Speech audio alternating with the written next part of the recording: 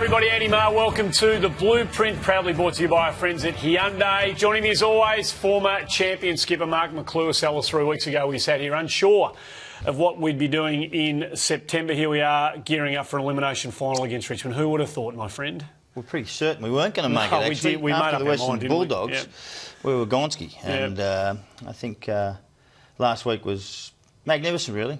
37 points down or 39 points down at one stage and pull themselves back in. Well, shows you can do something. Let's not be ashamed of admitting that we're a bit lucky, given what happened to Essendon, and that's the reality of the competition that we're in this year. But you're 100% right. I mean, I don't have Carlton supporters. I know the club was inundated with some interesting feedback on social media aspects during the game.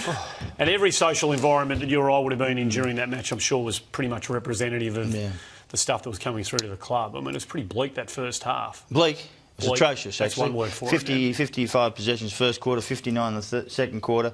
I was in the car coming back from Geelong, doing the Geelong game with Gerard Whateley against Brisbane, and I'm glad I was enclosed, actually, by the windows and everything else, because I said to Gerard, they're kidding, aren't you? They are kidding, 39 points behind.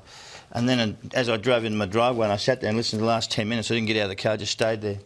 Sent a text to him, never in doubt. Never in doubt. Exactly never in doubt, of course. Mark Murphy, you've got 5 non-negotiables that we're going to confront going in. So just before you get into those, and Mark Murphy features in a couple of the aspects of it, but just there's been a lot of conversation about him this year and his leadership, credentials. But how important a half of football could that be for Mark Murphy going forward, that second half? You go through a lot of tough things in footy, and the worst things that come through is when you're having a tough time. And he's had a really rough run for his first year as captain.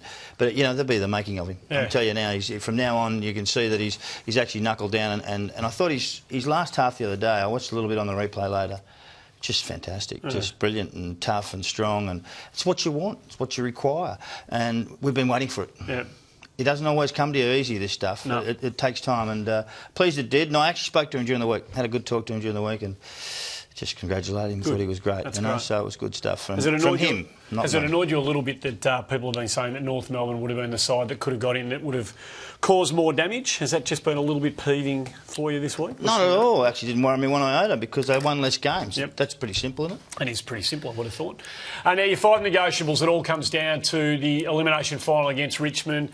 Whatever we produce in that second half, I reckon they might be represented a fair bit in your 5 non-negotiables going in. Number 1, clearance work. Yeah, well, I think it's most important in our game now that you get the clearances. There's probably 100 clearances a week in our business, and if you win your fair share, your 50 to 60+% of those, you are going to be very, very, very, very strong in the game. And we've got a ruckman in Warnock who I think is just outstanding in this area, because he's hard to beat in what he does, and the clearances are so important. And it's more about getting into space. So I really think that's one of the non-negotiables for us against the Tigers this week.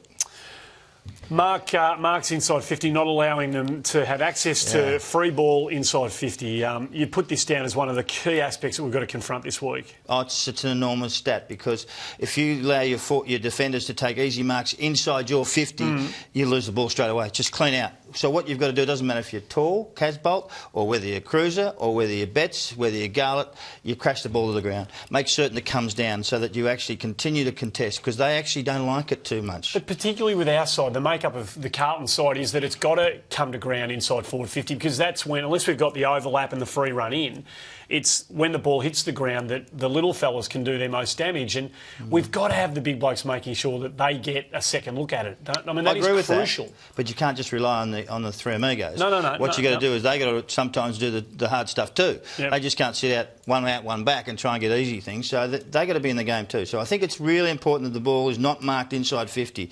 And every time they do put one inside 50, you should send a text to Luca. As he did last week. But drop some of the... just maybe make it a little nicer this time. The poor boy's been in therapy all week, and we can't have him. The club can't afford. I think he learned a few new words, didn't he? I think he did.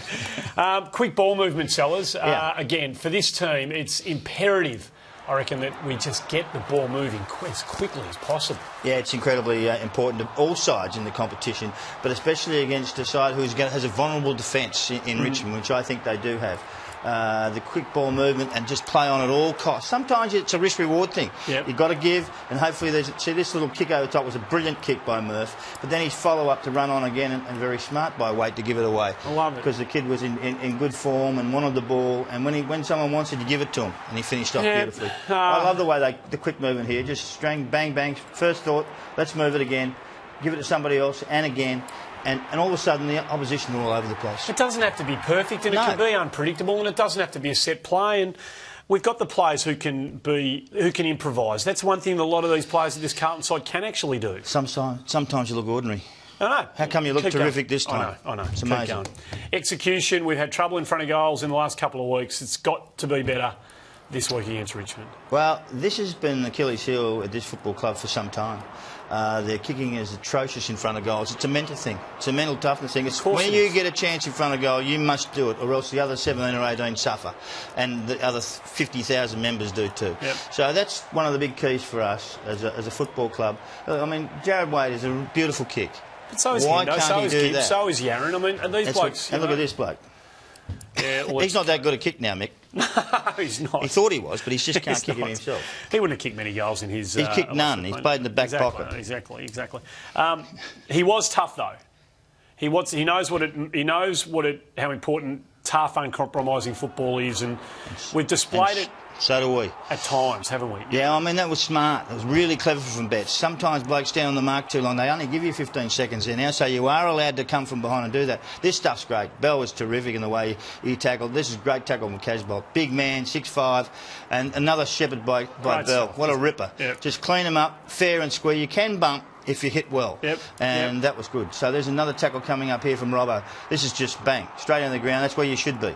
And there's players around to help. And we see it again here with Tui. Another strong body, terrific tackle on Cochin, and brings him down. We've got to be tougher longer. Yep. And most times, if you hang in there long enough and you're tough enough, you win. You win 90% of your games. We've got to believe. There's no doubt about that. We want to believe, and we've got to believe, and the club is asking you to believe and send your love through. We've got a couple of famous Carlton supporters. Young Zara from Perth Glory is one of those. Dean Jones is another. The club wants you to hashtag photos, believe, and send them through. Massimo Madoka is one of those as well. Sam Maclure, no relation of yours. No, he's not. He's not. Spelled it wrong.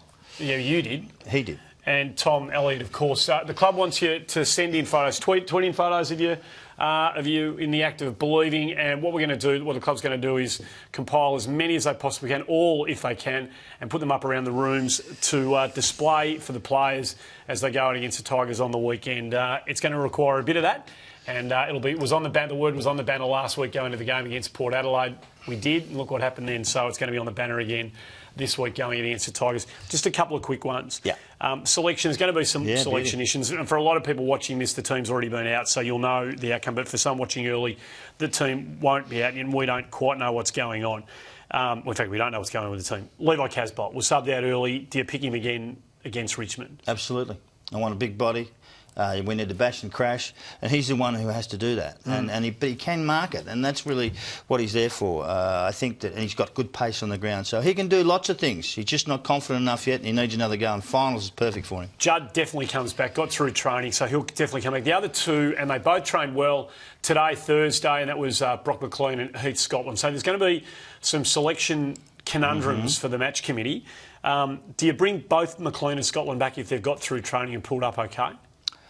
I think they will, but who's going to go out? Robinson, Digan, who else? And probably Ellard. Maybe Davey Ellard. Ellard, Digan. I want to keep Digan. I think Digan's got good body. When he came on. And so's Robbo got good body, but he's just got to be wound up the right way, you know? Do you go with the matchups that work so well? We're 6 goals down against Richmond a couple of weeks ago. They locked into a couple of matchups from quarter time on. They all worked. The 3 of them worked. 3.5 if you consider Gibbs sort of playing on and slightly off Delidio as well. Do you automatically go with those 3 matchups again? I think you should, because they would remember that. That would be interesting. Tui on Martin was one of them. I thought that was a really good matchup. You know, Martin was really unsuccessful that night. You Curnow on Cochin was a big one. And then Arnfield on Ellis. Which was underestimated, the importance of that. Ellis is a good player. Yep. Gets the ball. He had 15 possessions in the first quarter, if you remember, and after that he had about 5. Armfield did a super job. And Gibbs is a very important player. You've got to remember about Gibbs. Gibbs is a player. He's not a bash and crash player. He's a clean ball mover who moves outside. And you've got to understand that. And so is Delidio. Yep. So it's an They'll interesting... play mere miles away from one another. No, they won't. They did last time. Yeah, but see, what happened against Essendon, we lost the game because he didn't pick up Zaharakis in that last minute. Zaharakis went one way and he went the other. All of a sudden, Zaharakis got the ball. So sometimes you've got to be with Delidio because he can hurt too. When we come back here next week, are we still alive? Well, we will be, I hope. But that's true. We will be.